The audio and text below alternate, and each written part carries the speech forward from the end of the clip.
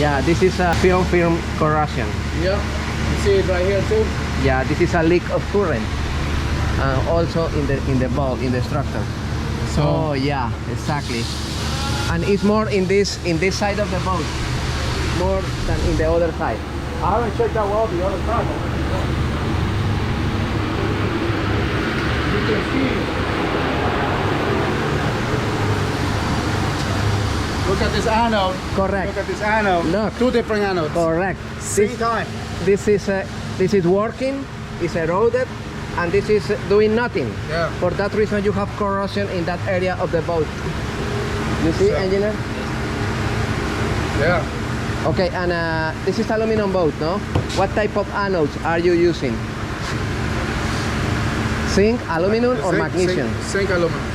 No, should be aluminum. Aluminum anode. It's with salt water, no? Okay. Yeah, aluminum anodes are better than zinc anodes. I'll show it to you. I got a spare one, so I'll show it to you. Yeah, okay. All right.